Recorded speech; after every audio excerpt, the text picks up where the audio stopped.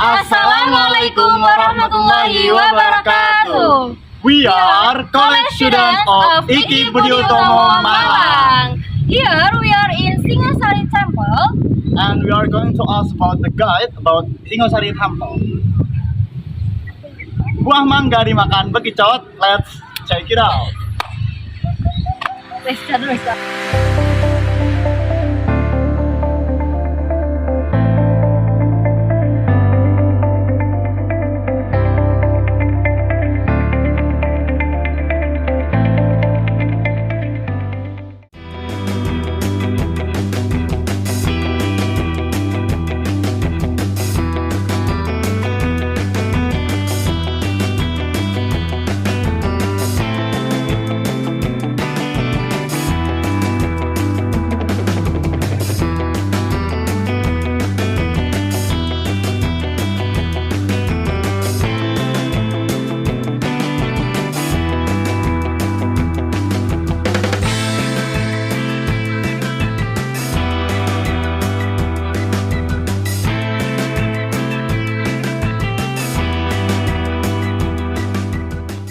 So, right now we are with the guide of Singasari Temple.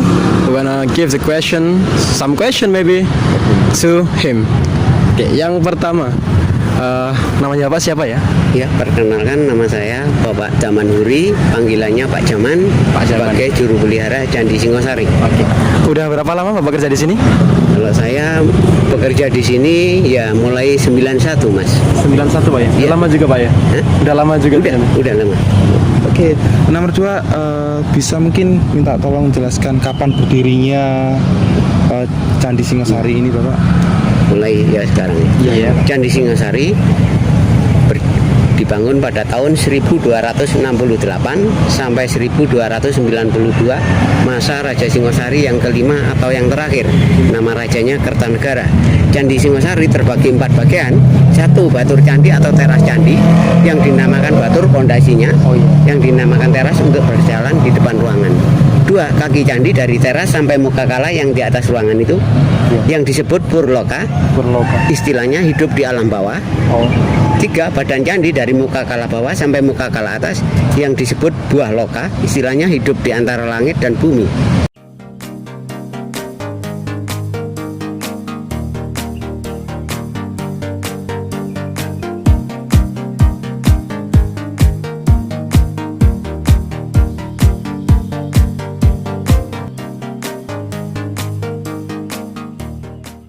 Candi Singosari berjumlah 6 ruangan atau relung. Ruang pertama yang dinamakan Garba Graha, tempat upacara keagamaan, agama Hindu dan Buddha Tantrayana. Di ruangan situ terdapat yoni dan lingga sebenarnya, tapi tinggal yoninya aja, lingganya di Belanda. Yoni dan lingga itu lambang siwa dewa atau lambang kesuburan. Nomor 2, ruang sebelah kanan ruang pertama, tempat arca Mahakala. Arcanya di Belanda.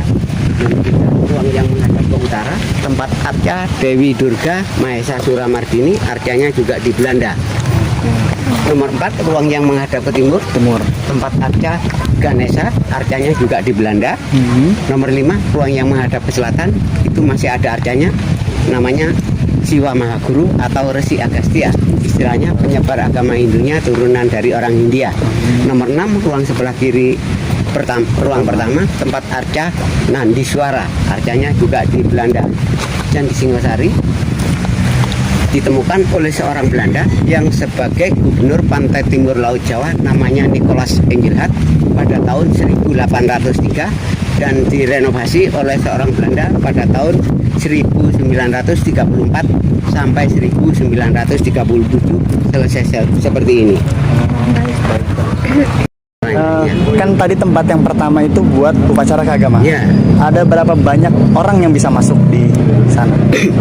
Itu ada 3 versi, Mas ya, yang bisa masuk. Untuk berdoa, orang agama Hindu, orang kepercayaan, atau orang kejawen. Itu. Baik. Jadi semuanya bisa langsung Ya, jadi bisa satu masuk. Asal dia mengucapkan untuk tujuan ritual atau meditasi. Itu boleh, diperbolehkan masuk. Seandainya orang masuk disuruh tujuannya apa, wisata tidak boleh naik. Kalau tujuan wisata tidak Ya. boleh ya. Oke, terima kasih. Terima kasih, Pak. Iya, sama-sama. Thank you. Biasanya untuk pengunjungnya sendiri itu dari mana saja, Pak? Macam-macam, Pak. Dari istilahnya sedunia masuk sini. Oh, gitu. Ya, masalahnya orang Inggris, orang Prancis, Itali, India, Hong Kong, ya ke sini. Istilahnya Biasanya- kunjungan. Oh, iya. Kalau orang Indonesia jadi Jakarta, Sumatera, Kalimantan, tuh, jauh-jauh itu berarti ya ya. jauh. Yang paling banyak itu orang sini. Baik-baik. Iya. Itu kalau Biasanya misal nih satu harinya bisa beberapa orang. Ya kalau setelah pandemi ini ya diperkirakan satu harinya kadang-kadang ya ada 30 orang, ada sampai 60 orang lah. untuk ini ya Pak, ini kan untuk perawatan kan butuh biaya segala macam ya. Iya. Itu yang biaya dari pemerintah atau dari siapa?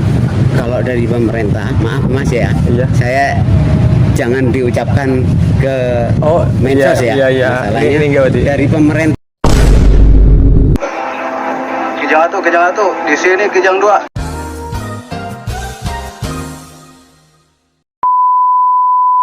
Pak mau tanya, ini kan batunya kuat-kuat ya Pak ya. Kira-kira batunya itu terbuat dari apa ya Pak? Ya, kalau batunya ya, batu andesit atau batu kali istilahnya. Peninggalan Singosari itu semuanya batu andesit, bukan batu merah. Kalau Majapahit sudah batu merah.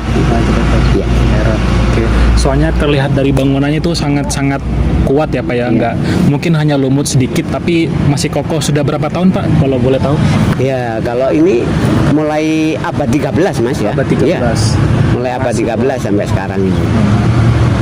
Untuk membawa batu ini sebesar ini Pak, kalau zaman dulu kan tidak ada kendaraan berat Pak ya. Ini membawa batunya itu apakah murni manusia yang membawa batu atau begitu? Ya, kalau dulu memang ya murni manusia. Masalahnya orang dulu itu Kuat-kuat. mempunyai ilmu semua. Masalahnya puasanya pasti udah. Masalahnya kalau puasa pasti itu, sedangkan untuk kawin sama putri aja bertengkar dulu. Nah, merebut. Kalau kuat ya itu mengambil putrinya gitu. Benar juga Pak. Iya. Kalau zaman dulu kan emang banyak ilmu ya Pak. Ya, banyak ilmu. Jadi untuk mengangkat batu yang besar aja punya ilmu ringan itu, keringanan itu. Ya. Ini Bapak, pertanyaan terakhir, kan saya sempat melihat tuh di sana juga tertera ada dupa. Iya. Oh, berarti di sini tuh masih jalan Bapak ya, kayak untuk ibadahnya dan beberapa fungsi-fungsinya ini kok dibedakan itu gimana Bapak? Iya, ya memang ya. Misalnya kalau orang kepercayaan itu membakar dupa seperti ini Mas. Masalahnya kepercayaan itu istilahnya uri-uri. Kalau uri-uri ingat sama leluhur zaman dulu. Masalahnya kalau orang agama Hindu pakai canang Mas. Canang itu sesaji. Pakai janur itu loh. Yang segi 4 itu canang. Masalahnya kalau membakar dupa ngasih bunga harum itu orang kepercayaan atau orang kejawen. Oh. Jadi ini untuk fungsinya dibedakan tuh karena memang ini kelebihan atau sama aja? Ya sama aja Mas, cuma ya ini yang dinamakan Dewi Parwati ya.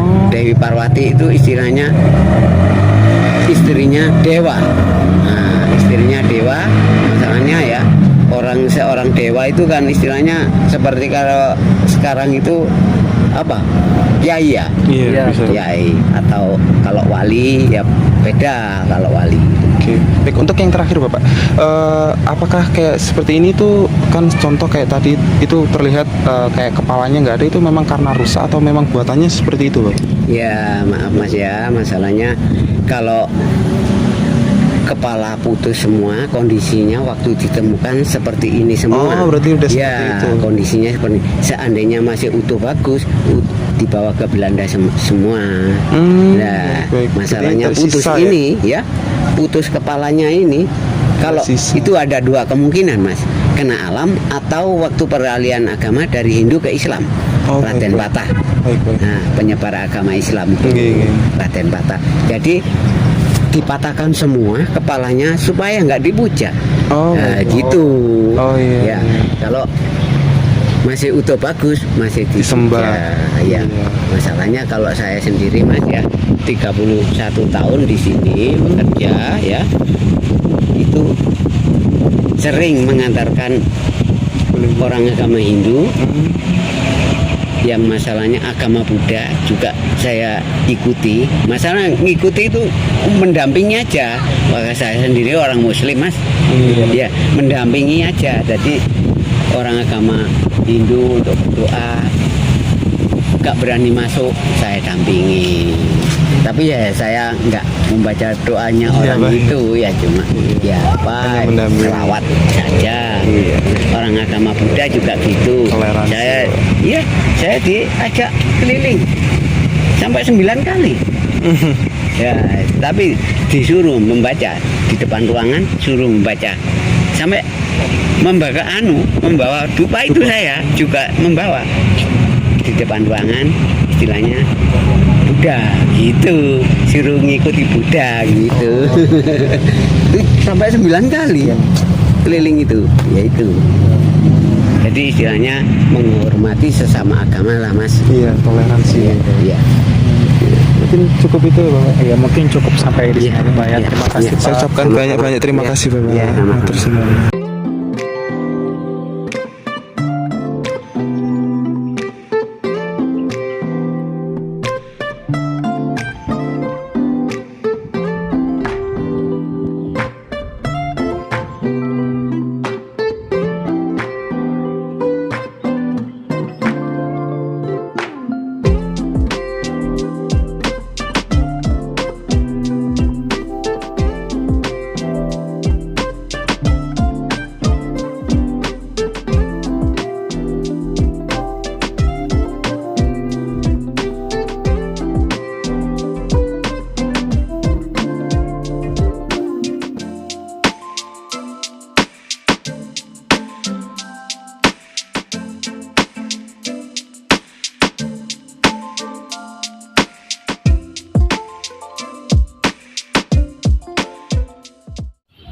So that's all our agenda for visiting Singosari Temple for today.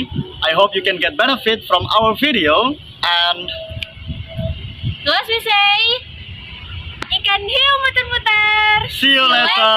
Assalamualaikum warahmatullahi wabarakatuh. Wabarakatuh. Awakmu yang ngikut nama pateng.